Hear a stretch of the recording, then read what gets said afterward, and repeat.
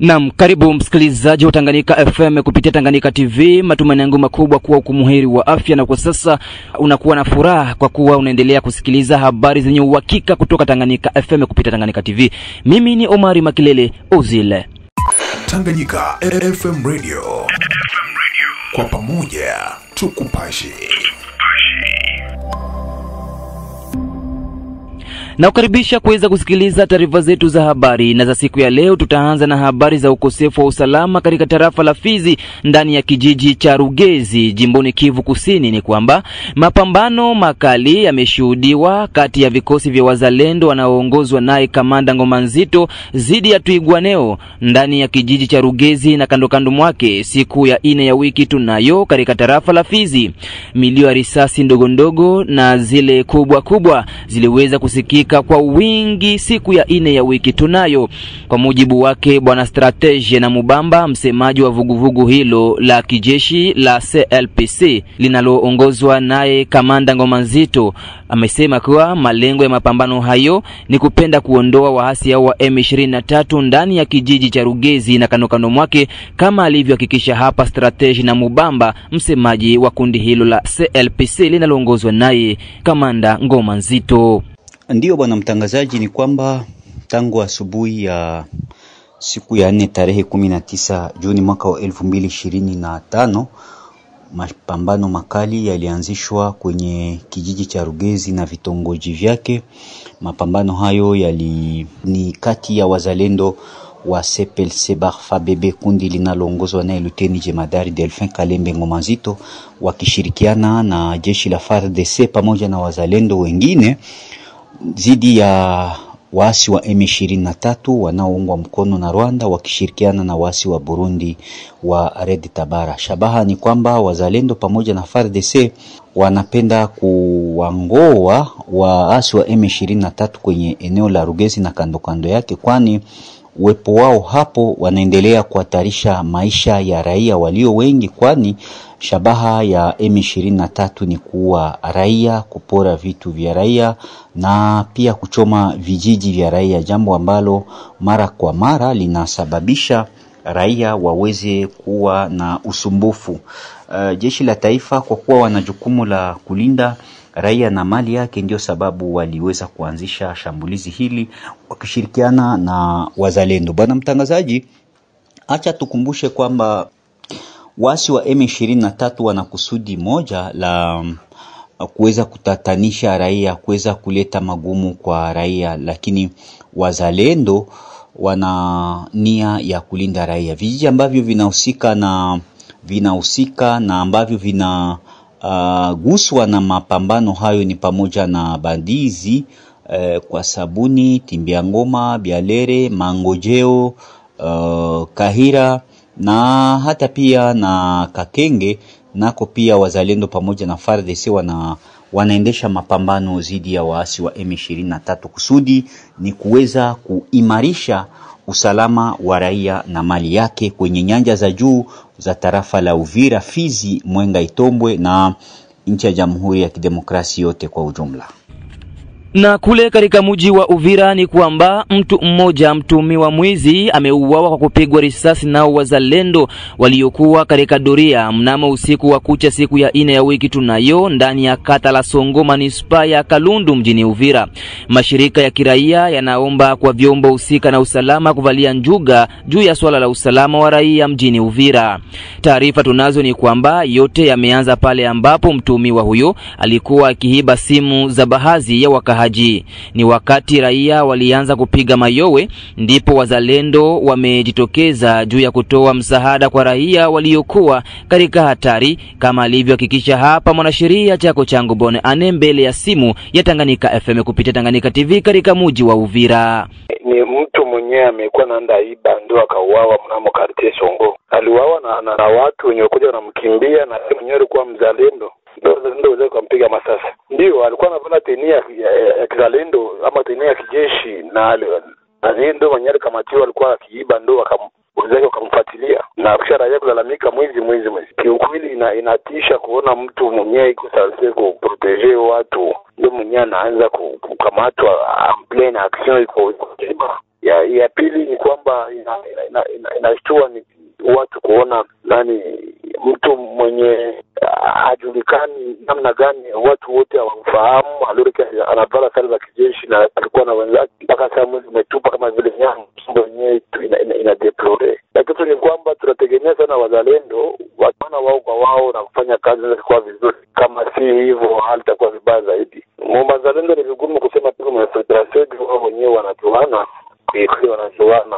Ina kusema kwamba hajulikana hili jambo sisi tumepokea na shingo upande, kwa sababu watu wengi wanajuana katika vile ya Uvira, na ukisemekana kwamba hajulikani ila anavalia sare ya kijeshi ya Kongo hajulikani na anavala nguo ya kijeshi mpaka sasa familia moja nyingine inaelekea ni jambo la hofu na la kutia woga.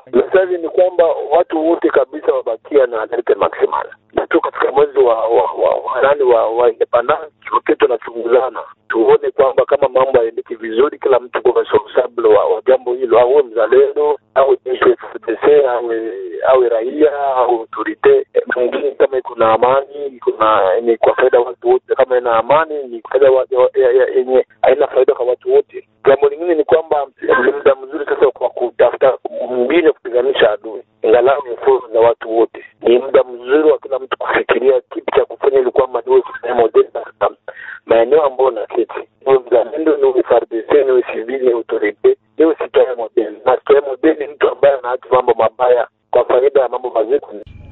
Na huko Bukavu ni kwamba mwili bila uhai wa mwanaume wa takriban miaka 45 ya kuzaliwa umeokotwa asubuhi ya Alhamisi hii ya tariki 19 Juni 2025 kwenye mtaa wa maendeleo ya kwanza Birimana, karibu na uwanja wa parokia ya Chai, kata ya Panzi, manispa ya Ibanda, mjini Bukavu. Itongwa Christophe, kiongozi makamu wa kata hiyo ya Panzi, ameonesha kuwa kifo hicho kimesababishwa na tabia ya raia kujichukulia sheria mkononi kwa mtu huyo ambaye alishikwa kuwa ni mwizi, tabia ambayo alisema haikubaliwe na sheria ya nchi ya Jamhuri ya Kidemokrasia ya Kongo. Tumsikilize hapa Itongwa Christopher aeleza yafuatayo mbele ya vipaza sauti vya Tanganyika FM katika mji wa Bukavu.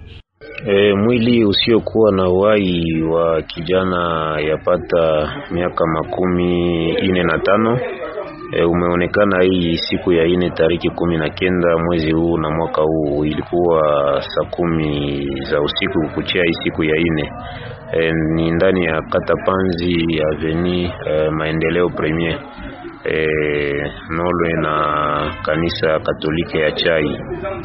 Na kisha uchunguzi tulijulisha kwamba huyo alikuwa présumé voleur ambaye anaitwa kwa jina la Mujamaa.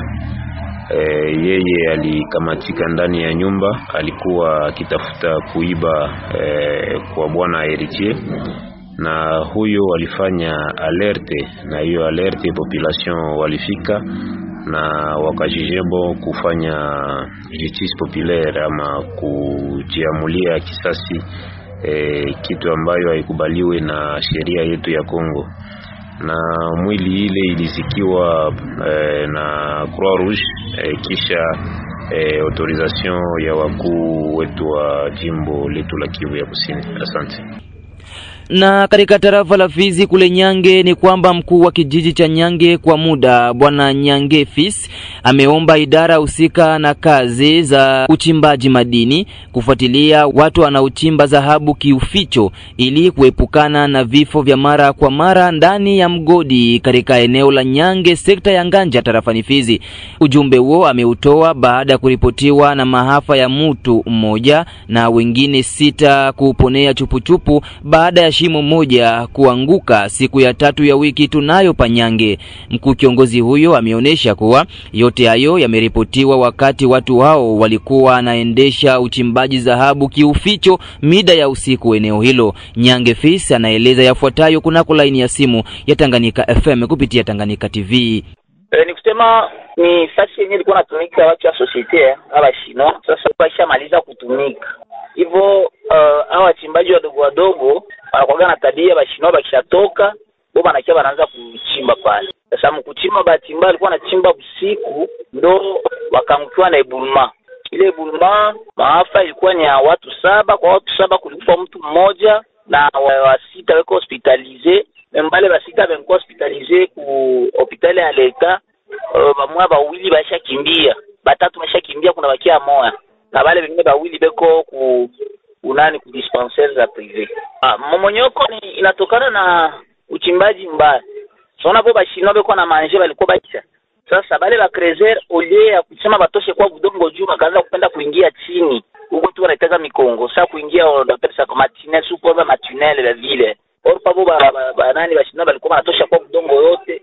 Na bo kama bangetia kutosha udongo wote labda ile hali yangefikia. Ndio tulikuwa obligé kupeleka ma service technique kule tel que SAMAP, mine na polisi na cooperative na societe civile baenda kufanya uchunguzi na ikabainika hivyo, lakini ilionekana tena zile service technique tel que SAMAP, cooperative na mine na societe civile batakala tena chini pour que balete mipango ambayo inaweza kuchukuliwe pour que ile maafa kama ile isiendelee. Na tunajua intervention tujue na kiaga nyuma ina wakati inapiga ule kama alifunikiwa sana na ilikuwa ni kuki ya kabambi sana. Tanganyika basi areke mameshi yetu walitosha wale wa mwando wakafurika ule nao kuta ameshafariki.